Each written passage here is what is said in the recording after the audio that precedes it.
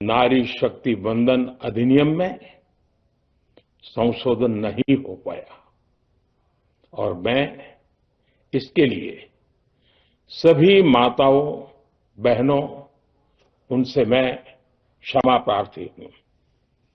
साथियों, हमारे लिए देश हित सर्वोपरि है, लेकिन जब कुछ लोगों के लिए दल हित सब कुछ हो जाता है, दल हित देश हित से बड़ा हो जाता है, तो नारी शक्ति को, देश हित को इसका खामियाजा उठाना पड़ता है। इस बार भी यही हुआ है। कांग्रेस, डीएमके, टीएमसी और समाजवादी पार्टी जैसे दलों की स्वार्थी राजनीति का नुकसान देश नारी शक्ति को उठाना पड़ा है। साथियों, कल देश की करोड़ों महिलाओं की नजर संसद पर थी। देश की नारी शक्ति देख रही थी। मुझे भी ये देखकर बहुत दुख हुआ कि जब ये नारी हित का प्रस्ताव गिरा तो कांग्रेस, डीएमके, टीएमसी, सपा जैसी परिवारवादी पार्टियां खुशी से तालियां बजा रही थी। महिलाओं से उनके अधिकार छीनकर ये लोग मेजें थपथपा रहे थे। उन्होंने जो किया वो केवल टेबल पर थाप नहीं थी, वो नारी के स्वाभिमान पर, उसके आत्मसम्मान पर चोट थी।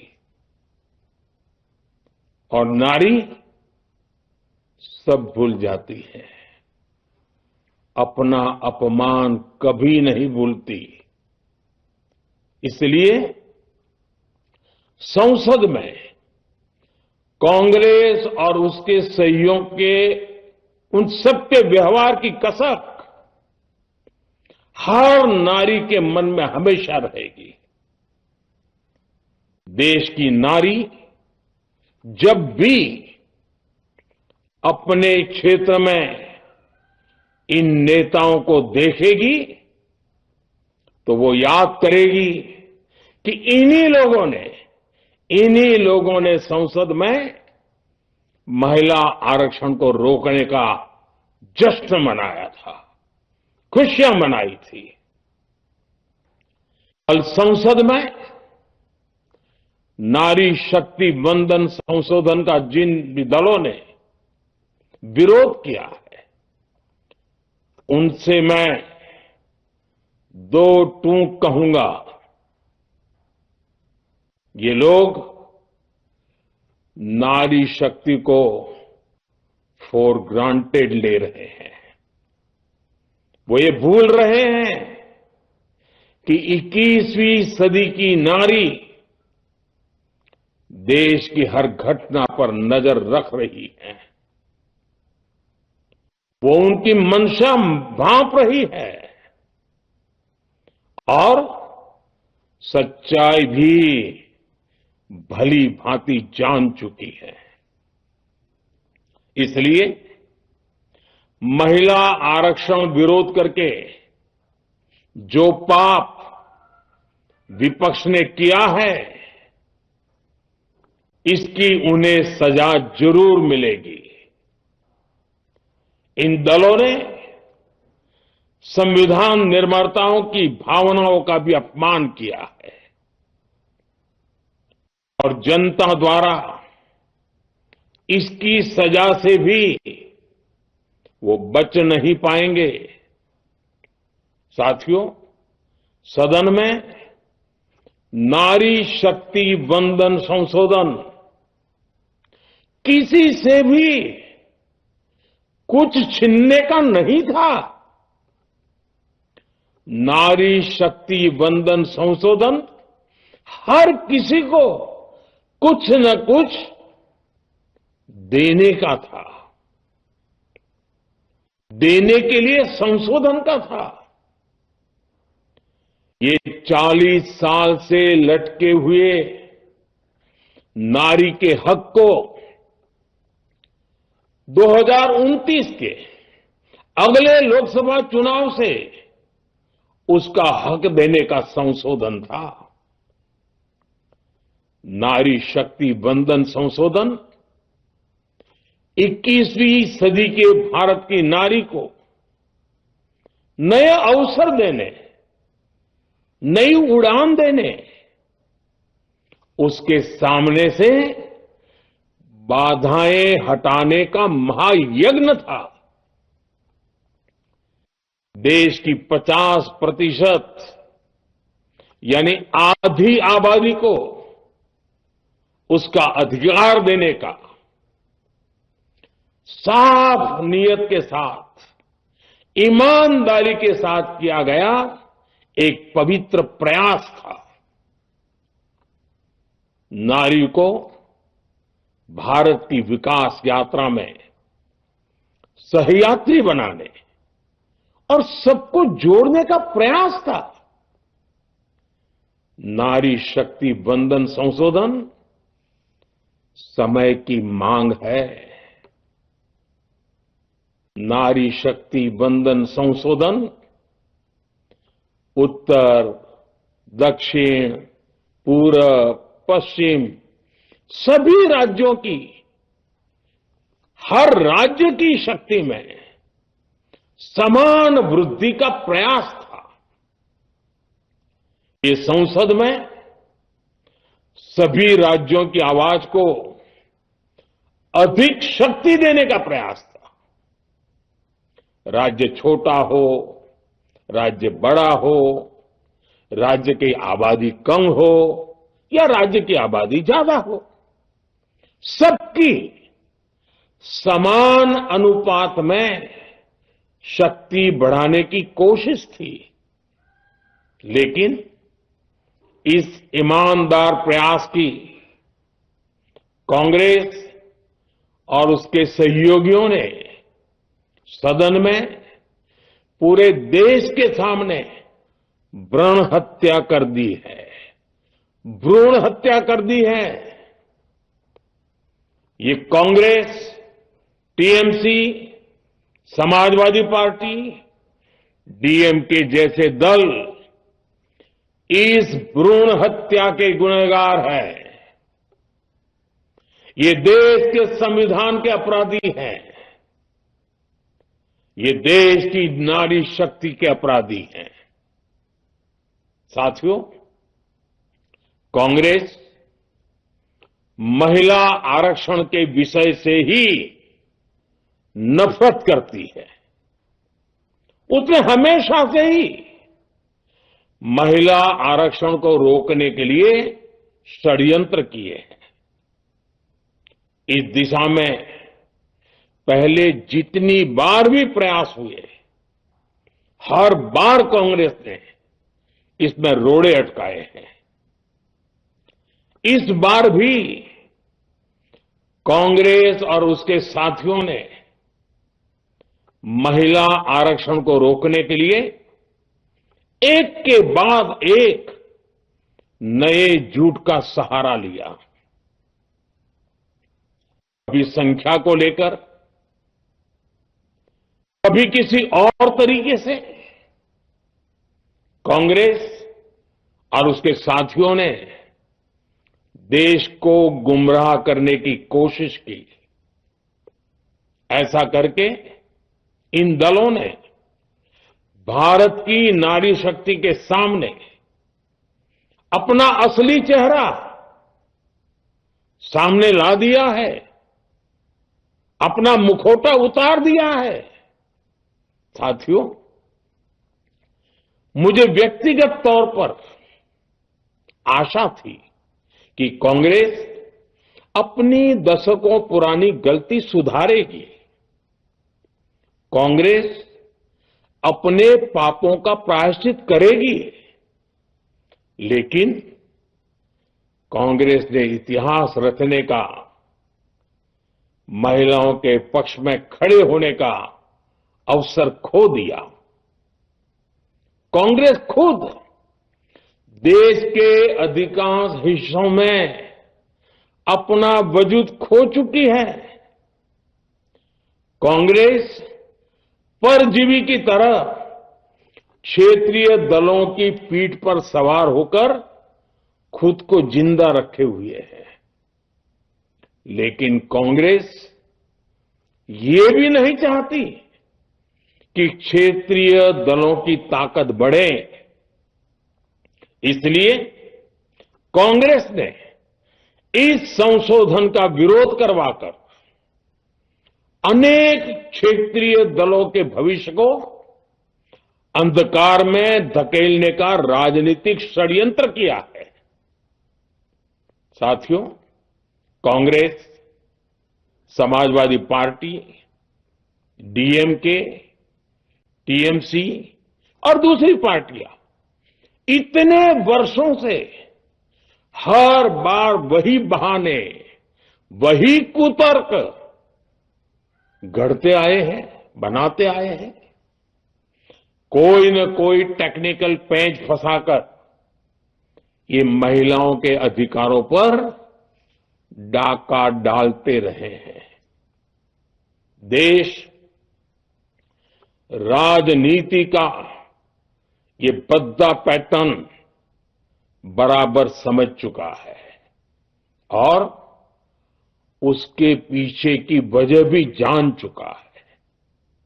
भाइयों बहनों, नारी शक्ति वंदन अधिनियम के विरोध की एक बड़ी वजह है इन परिवारवादी पार्टियों का डर। इन्हें डर है अगर महिलाएं सशक्त हो गई तो इन परिवारवादी पार्टियों का नेतृत्व खतरे में पड़ जाएगा। ये कभी नहीं चाहेंगे कि उनके परिवार के बाहर की महिलाएं आगे बढ़े। आज पंचायतों में, लोकल बॉडीज में जिन हजारों लाखों महिलाओं ने अपनी क्षमता को साबित किया है, जब आगे बढ़कर लोकसभा और विधानसभाओं में आना चाहती हैं, देश की सेवा करना चाहती हैं, परिवारवादियों के भीतर उनसे असुरक्षा की भावना बैठी हुई है।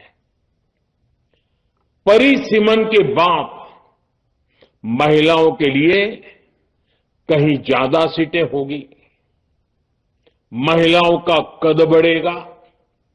इसलिए इन लोगों ने नारी शक्ति वंदन संशोधन का विरोध किया है। देश की नारी शक्ति कांग्रेस और उसके सहयोगियों को इस पाप के लिए कभी माफ नहीं करेगी। मेरे प्रिय देशवासियों, कांग्रेस और उसके साथी दल डिलिमिटेशन पर लगातार झूठ बोल रहे हैं।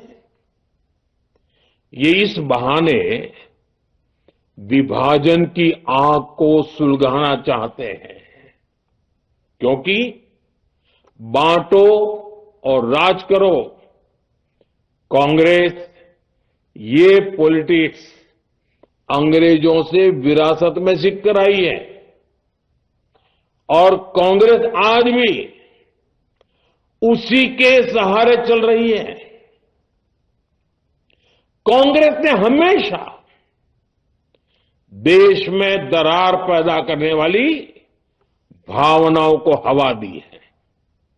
इसलिए ये झूठ फैलाया गया कि डिलिमिटेशन यानी परिसीमन से कुछ राज्यों को नुकसान होगा, जबकि सरकार ने पहले दिन से स्पष्ट किया है कि न किसी राज्य की भागीदारी का अनुपात बदलेगा,